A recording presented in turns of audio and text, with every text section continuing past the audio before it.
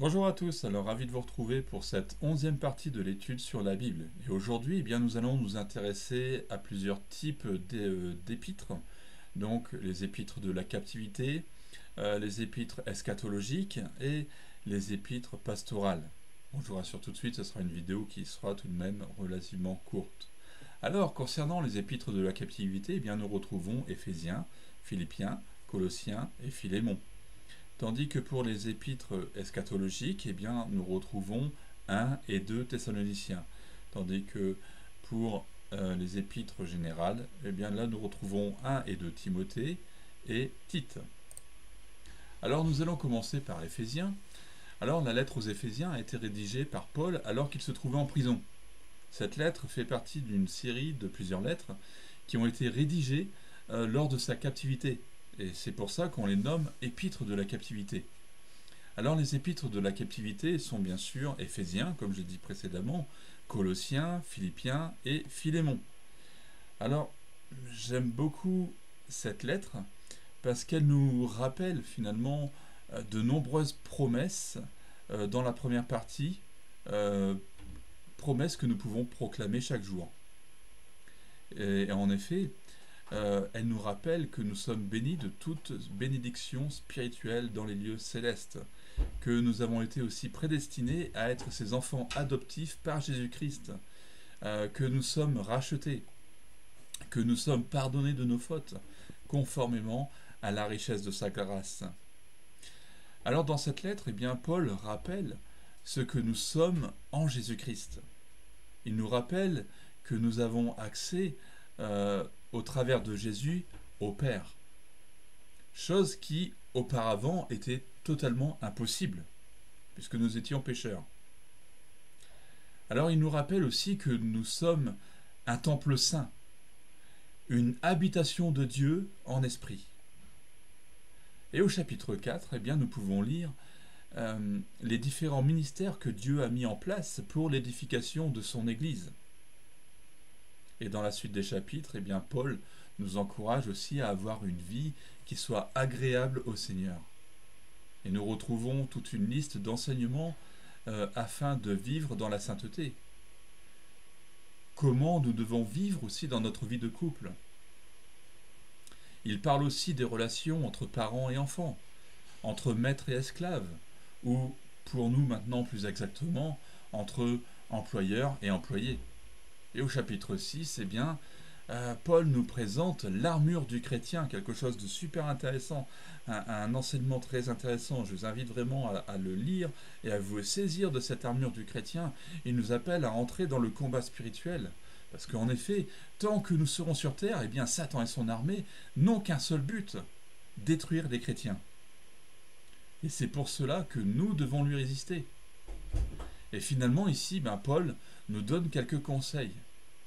En se basant sur l'armure du soldat romain qu'il voyait alors qu'il était emprisonné, il nous encourage à revêtir toutes les armes de Dieu. Je vous invite à les lire, à voir ce que c'est. Ne vous inquiétez pas, ce ne sont pas des armes, Dieu ne nous appelle pas à aller combattre avec des fusils, etc. Ne vous inquiétez pas, mais allez voir ce que c'est. Et au contraire, ce sont des armes, il y a une seule arme offensive. Tout le reste des armes, ce sont des armes défensives. Nous avons le bouclier de la foi avec lequel nous pouvons rejeter tous les traits enflammés du malin, le casque du salut. Donc, je vous invite à lire tout cela. Mais tout cela, ça sera détaillé un petit peu plus tard. Alors, la lettre aux Philippiens. Cette lettre a été écrite par Paul lors de sa captivité. Alors, lors de son deuxième voyage missionnaire, Paul est arrivé dans la ville de Philippe. Nous voyons ça par exemple dans Actes 16, versets 12 à 15, où il nous est dit « De là, nous sommes allés à Philippe, qui est la première ville du district de Macédoine et une colonie. Nous avons passé quelques jours dans la ville même. Le jour du sabbat, nous nous sommes rendus à l'extérieur de la ville, au bord d'une rivière, où nous pensions trouver un lieu de prière. Nous nous sommes assis et nous avons parlé aux femmes qui étaient réunies. L'une d'elles s'appelait Lydie. C'était une marchande de pourpre, originaire de la ville de Thyatire, qui craignait Dieu. Elle nous encourageait et le Seigneur a ouvert son cœur pour qu'elle soit attentive à ce que Paul disait. après avoir été baptisée avec sa famille, elle nous a invités en disant: si vous me jugez fidèle au Seigneur, entrez dans ma maison et logez-y. Et elle a fortement insisté pour que nous acceptions. Alors cette Lydie est l'une des premières femmes d'Europe à avoir donné sa vie à Christ. C'est pour ça que j'ai mentionné quand même ce passage. Il est très intéressant. Et juste après, eh bien, Paul rencontre une femme. Juste après cette rencontre, il rencontre une autre femme, mais cette fois-ci, cette femme est possédée par un esprit de divination. Et donc, à un moment, agacé, il dit: au nom de Jésus. Et au nom de Jésus, eh bien, il chasse cet esprit qui provoque un soulèvement. Il chasse cet esprit et finalement cela provoque un soulèvement contre Paul et contre Silas. Et donc, bon, comprenez que peut-être j'ai resitué, hein, parce que cette femme, finalement, elle disait: voici les serviteurs du Dieu très haut. Alors on pourrait croire que c'était un don prophétique, un don de Dieu, mais non, au contraire, c'était un don satanique. Donc un esprit de divination, un esprit de python, comme la Bible dit. Et donc à un moment, Paul était un peu énervé, et puis voilà, il chasse cet esprit, ce mauvais esprit qui était là dans cette femme. Et bien sûr, il y a un soulèvement parce que cette femme, elle procurait de grands biens, de grands gains à ses maîtres, puisque c'était une esclave, hein, aussi. Donc c'est une esclave qui, elle procurait de grands biens, de grands gains pour ses maîtres, et du coup, voilà, il y a un soulèvement, et du coup, contre Paul et Silas, et donc Paul et Silas ont été battus, et ils sont jetés en prison. Et c'est là, alors qu'ils étaient en train de chanter et de louer Dieu, malgré toutes ces souffrances, hein, qu'ils avaient endurées, je pense que beaucoup dans telle situation n'auraient pas eu le courage de louer Dieu, hein, je pense. Et du coup, ils étaient en train de louer Dieu. Voilà, ils étaient, je ne vais pas dire heureux de souffrir, bien que Paul le disait, hein, qu'il était quand même heureux de souffrir pour la cause de Christ. Mais voilà, donc ils chantaient et louaient des louanges à Dieu, et élevaient des louanges à Dieu. Et c'est là qu'un tremblement de terre fait écrouler les murs de la prison et que les portes se sont ouvertes. Alors pour donner suite à cela, eh bien, le geôlier et sa famille, dont nous avions fait mention lors du cours sur le salut, je vous rappelle, hein, eh bien, ce geôlier et sa famille ont donné leur vie à Jésus. Souvenez-vous que faut-il faire pour être sauvé? C'était la parole du geôlier. Et puis du coup, crois au Seigneur Jésus et tu seras sauvé, toi et ta famille. C'est ce que nous avions vu dans le cours sur le salut. Alors, au dernier verset, hein, de ce chapitre, eh bien, nous voyons Paul qui passe chez Lydie. Et donc, à partir de ce moment-là, eh bien, il y a une église qui était née dans la ville de Philippe.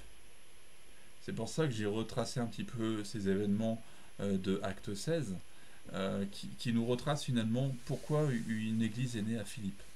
Voilà, et donc, dans la lettre aux Philippiens, eh bien, nous voyons que cette église a beaucoup grandi.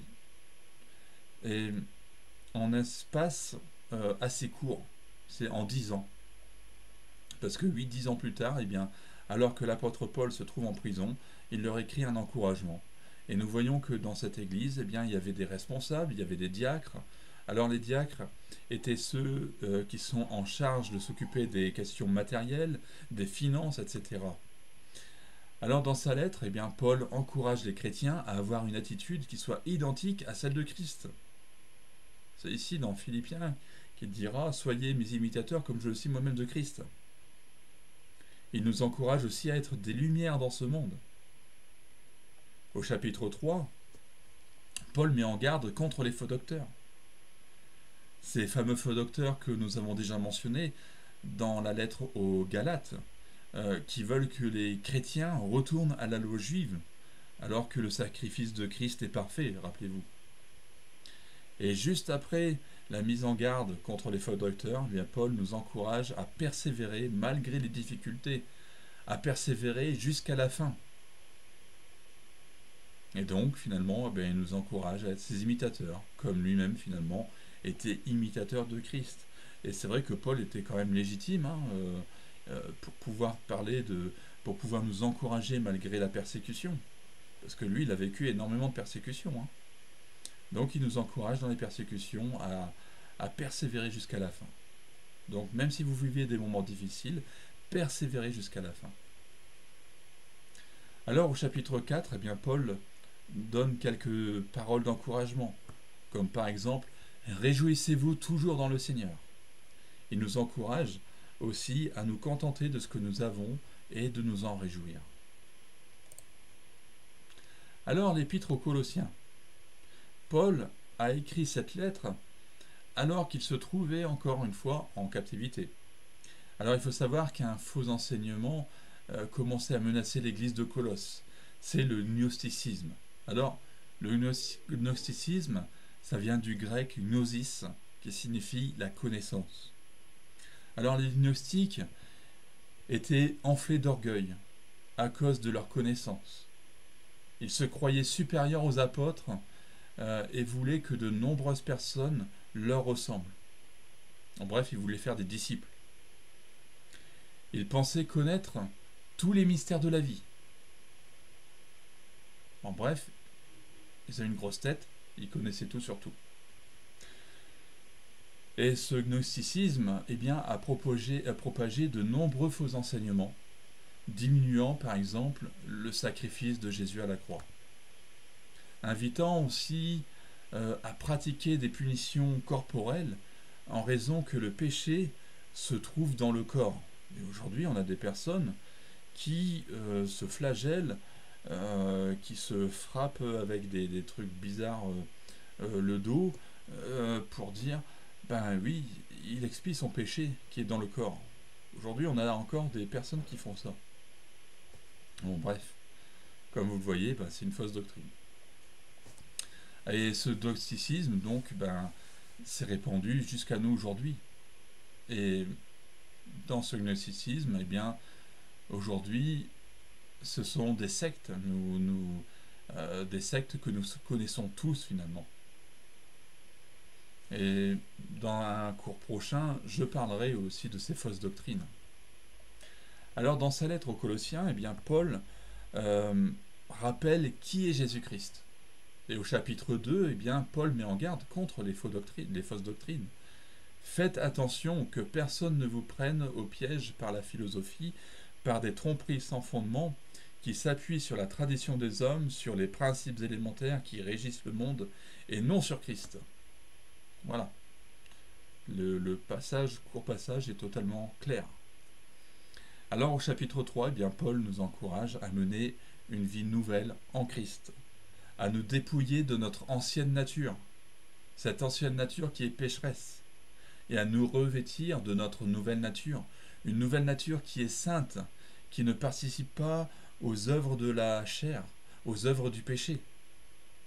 Et encore une fois, Paul nous encourage à avoir une conduite honorable dans notre foyer familial. Et au chapitre 4, Paul nous donne un encouragement pour la prière. Alors, 1 Thessaloniciens. Alors maintenant, tout de suite, on va rentrer. Philémon, je verrai plus tard. Je reste dans l'ordre chronologique, dans l'ordre de courant plutôt de la Bible, des livres de la Bible. Donc, Philémon viendra un peu plus tard. Là, on va voir directement 1 et 2 Thessaloniciens, ainsi que Tite. Mais ici, donc, 1 Thessaloniciens, nous entrons dans les épîtres eschatologiques. Alors, ces lettres traitent principalement de la doctrine de la fin des temps, d'où le terme eschatologique. On l'a déjà vu, j'en ai déjà parlé. Donc, eschatologique qui vient du grec eschatos, qui veut dire dernier. Et donc, nous avons 2 épîtres concernant ces épîtres eschatologiques, 1 et 2 Thessaloniciens. Alors, 1 Thessaloniciens, au début du chapitre 17 du livre des Actes, nous voyons que l'apôtre Paul arrive dans une ville nommée Thessalonique. Cet épisode se passe juste après le passage de Paul dans la ville de Philippe. Il est sorti de la maison de Lydie, hein, et donc juste après, il s'est dirigé vers Thessalonique. Et dans cette ville, eh bien, Paul et Silas ont annoncé la bonne nouvelle de l'Évangile, puis ont été confrontés à l'opposition des Juifs.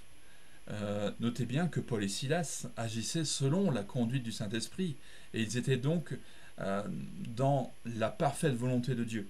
Cependant, vous remarquerez qu'ils ont eu beaucoup d'opposition. Alors cela va à l'encontre d'une doctrine qui court facilement dans nos milieux, disant que si nous sommes dans la volonté de Dieu, eh bien il n'y aura pas d'opposition, il n'y aura pas de difficulté. Cela est totalement faux. Et donc là, nous le voyons parfaitement dans l'exemple de Paul. Nous le voyons à plusieurs reprises dans la vie de Paul, et même d'ailleurs dans la vie de Jésus. Et oui. Alors dans cette ville, eh bien, il y avait un groupe de chrétiens. Et lorsque Paul part pour Athènes, il entend parler que les Thessaloniciens sont persécutés. Alors Paul a le désir de les visiter. Il veut les visiter pour les encourager, seulement Satan l'en empêcha. Ici, nous pouvons lire: quant à nous, frères et sœurs, séparés de vous pour un peu de temps, de corps mais non de cœur, nous avons redoublé d'efforts pour vous revoir, car c'était notre grand désir.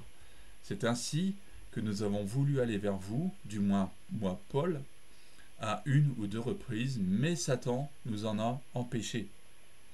Alors, comme Paul n'a pas pu se rendre à Thessalonique, eh bien, il a envoyé Timothée. Et Timothée lui fera un rapport de la situation de cette église.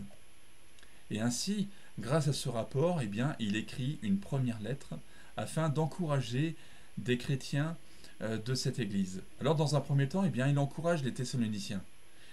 Il rappelle aussi quel est son ministère, et il donne quelques enseignements, notamment sur la nécessité d'avoir une vie qui est agréable au Seigneur.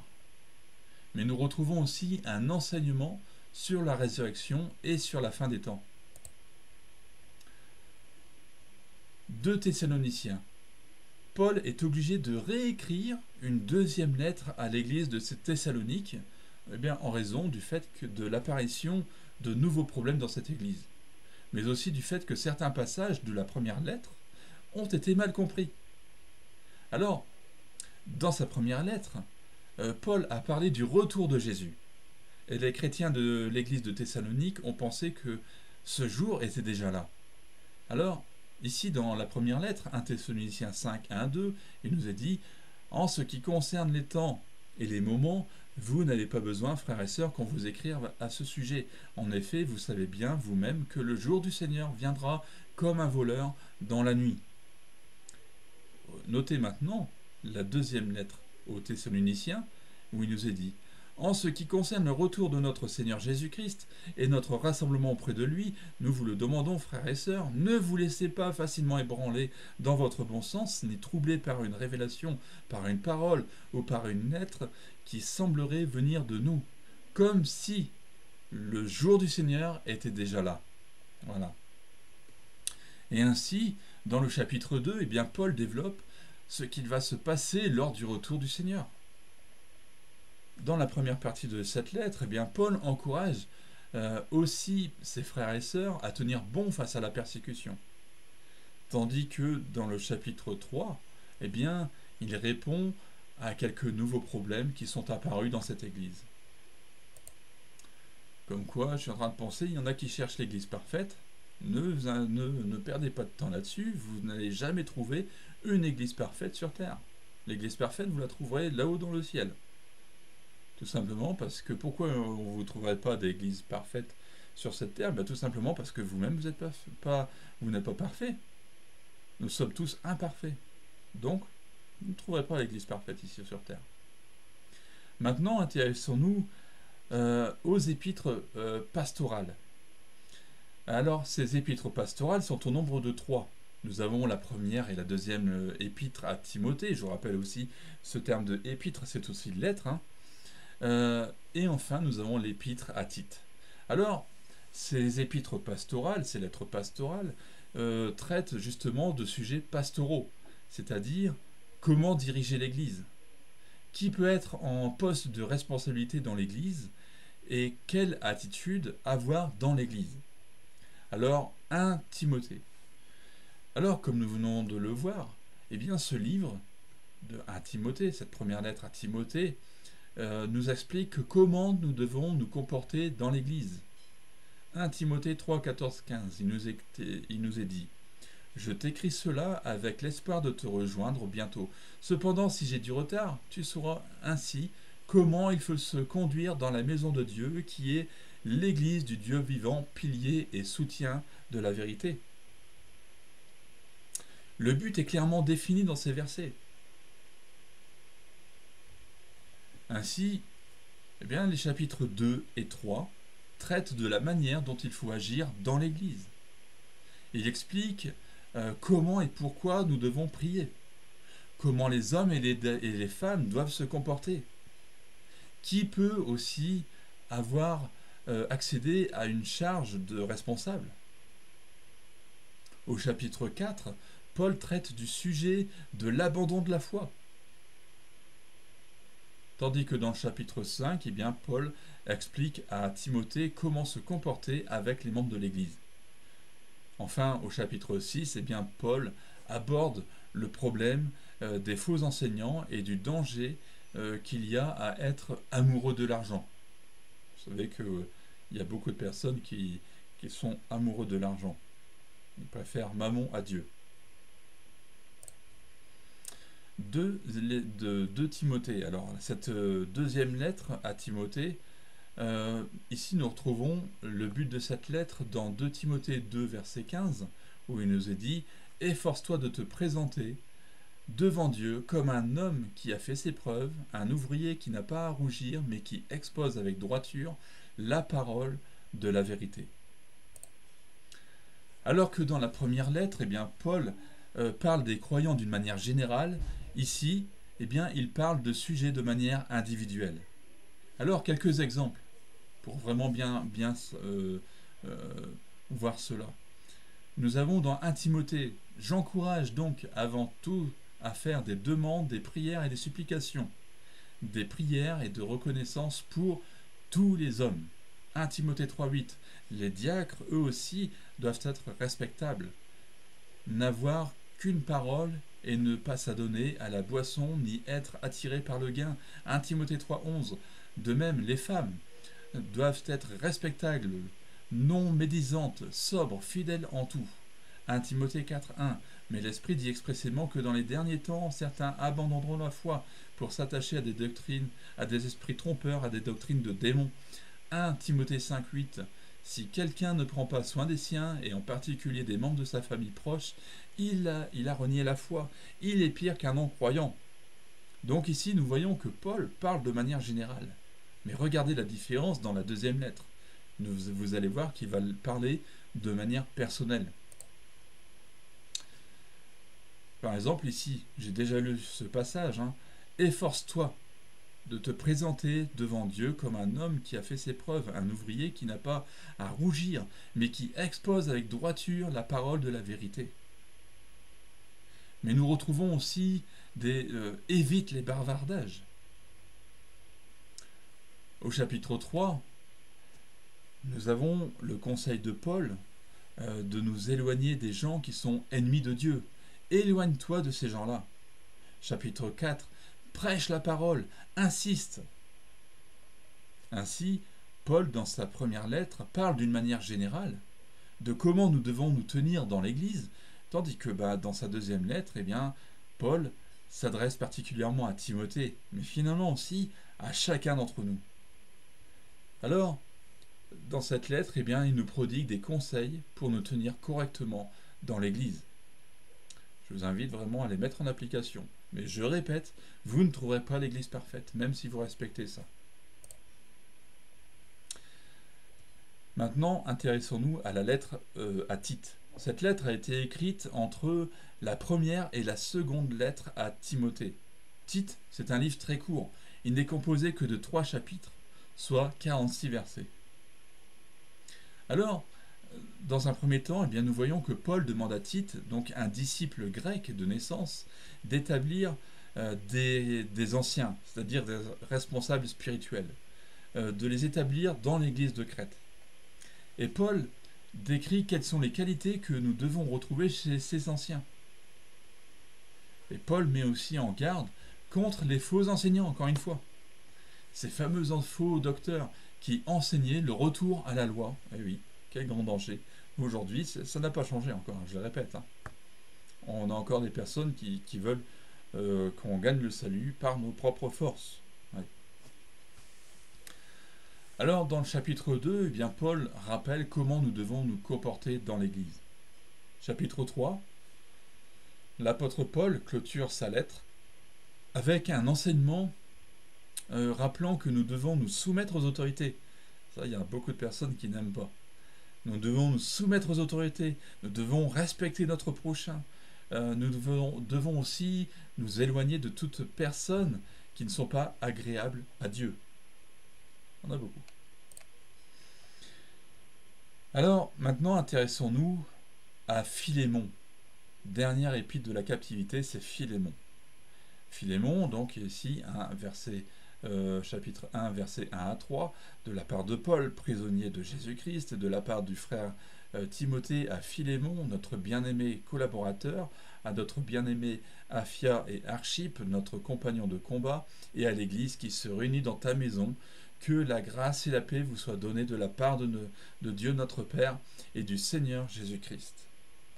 Alors ici, bien nous retrouvons un enseignement de Paul alors qu'il se retrouve bien sûr emprisonné. Nous sommes dans une épître de la captivité. Philémon était un chrétien de l'église de Colosse. Alors ici, nous n'avons pas d'enseignement à proprement dit. Mais toutefois, au travers de cette lettre, eh bien, nous en apprenons un petit peu plus sur l'apôtre Paul et notamment sur le fait que ce qu'il dit, il le met en pratique. Ce que nous voyons, c'est que Philémon avait un esclave du nom d'Onésime. Alors aujourd'hui, cela peut nous faire bondir, hein, mais à cette époque, je vous rassure, c'était tout à fait normal. Il n'y avait pas de souci là-dessus. Hein. D'ailleurs, les chrétiens respectaient les esclaves qui étaient à leur service. Alors toutefois, nous savons que cet Onésime s'est enfui de chez son maître. Et il apparaît dans le verset 18, il apparaîtrait plutôt dans le verset 18 qui lui aurait volé quelque chose. Alors Onésime, étant arrivé à Rome, fait la rencontre de Paul. Paul était ému de compassion pour lui, et Onésime lui a bien rendu des services en retour. Cependant, Onésime appartient à Philémon, et de ce fait, Paul le renvoie chez lui. Et ici, nous voyons la lettre de Paul destinée à Philémon. Alors dans cette lettre, il demande que Philémon pardonne à Onésime et qu'il le réintègre dans ses fonctions. Voilà, on manifeste l'amour de Dieu. Et Paul a donné beaucoup d'enseignements disant qu'il était nécessaire de pardonner, hein, tout comme Jésus. Hein. Mais parfois aussi, quand on doit pardonner, il y a un prix à payer, un coût financier, pour que l'amour que l'on déclare pour une personne soit manifeste. Et ici, nous voyons que Paul propose de dédommager Philémon de ce que Onésime lui doit. Alors, parallèlement à cela, nous voyons aussi les qualités de l'apôtre Paul qui apparaissent sévères à certains moments, mais à d'autres, finalement, vraiment remplis d'amour. Alors, avec cette dernière lettre, se clôture le cours d'aujourd'hui. Je vous retrouve très vite pour la suite des épîtres générales qui vont nous mener jusqu'au dernier livre de la Bible, l'Apocalypse. Alors, je vous invite vraiment à partager cette vidéo, vraiment à éclaircir, peut-être il y en a beaucoup, quand ils lisent les chapitres, les livres de la Bible, ils sont totalement perdus. Je vous encourage vraiment à partager cette vidéo. Abonnez-vous aussi, hein, si vous découvrez cette chaîne. Voilà, donc je vous retrouve très bientôt, que Dieu vous bénisse.